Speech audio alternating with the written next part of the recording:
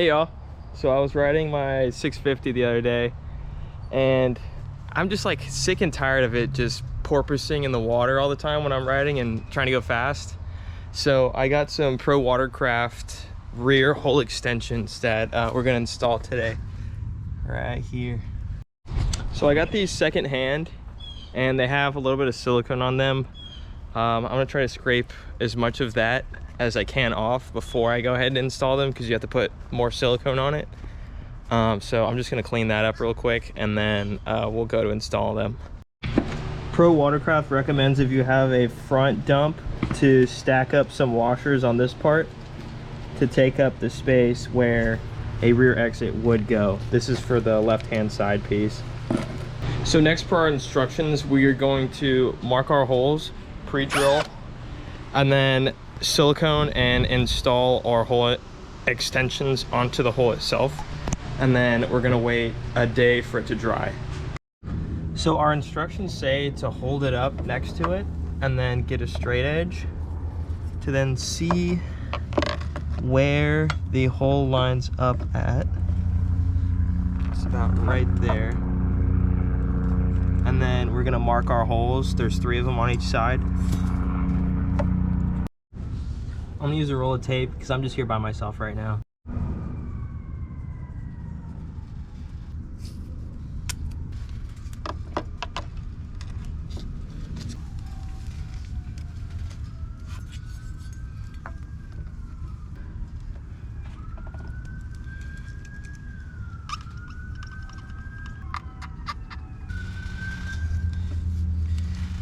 Now comes the scary part, actually drilling.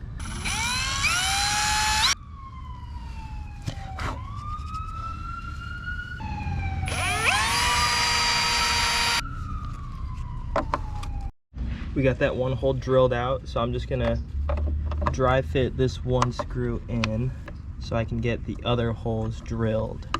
Figured this would be a better angle now here. It up. Keep screwing it in.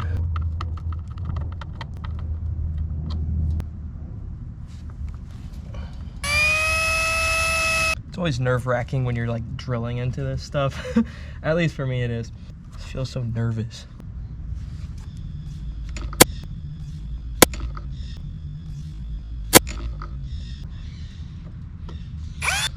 And that's it. Once you have all your holes drilled, you can take this one out again, and then we're gonna put silicone down and then really screw them in. And then we're gonna make sure the seams are all nice and smooth, and we should be good. Something to note here, the screws provided have the little dot on them, which means that they're Japanese industry standard screws, or JIS screws. So you wanna make sure you're using the right screwdriver. I just have this Amazon kit here. It's been working pretty good for me. Okay. All our screw holes are drilled here. I'm about to go put down some silicone on the back of this extension, and then we're gonna mount it permanently. I'm gonna do a light layer around the edge of everything. You can kind of smooth it out with your finger too if you want to before you go ahead and stick it down. What I like to do, go around the holes a little bit. Just make sure everything is nice and smooth around those edges. Put a little extra on more towards the bottom. The one that I screwed in first, and we're going to get the others. Get that top one next. Make sure it's squishing down good.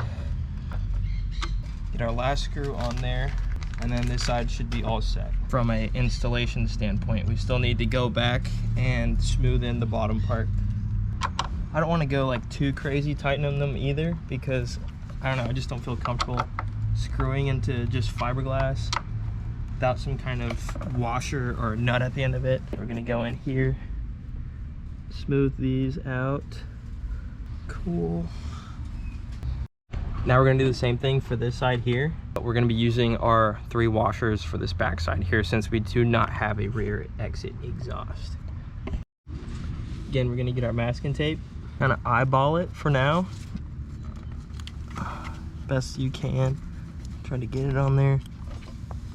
Then our mechanical pencil. First, straight edge. Go right under the main piece that the hole is extending.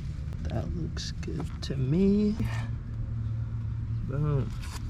Again, we can then drill our holes, put our screw in, and see where the rest lines up.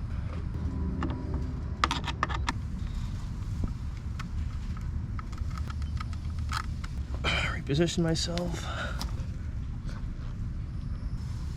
That feels good. Cool. We're gonna take that screw out, and then we're gonna drill all of our holes and then silicone it on. All our holes are drilled and we are ready to rock.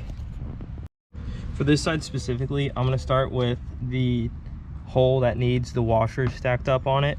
So I'm just gonna put that one in first after I finish siliconing the whole entire perimeter, just like we did on the other side. Here we are. Generous amount.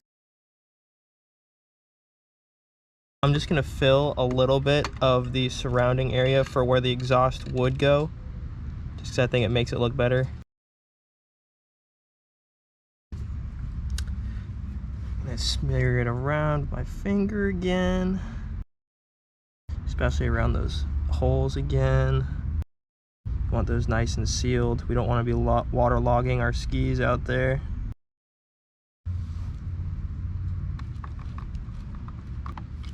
There's that. Now we're gonna get this one. Here it goes.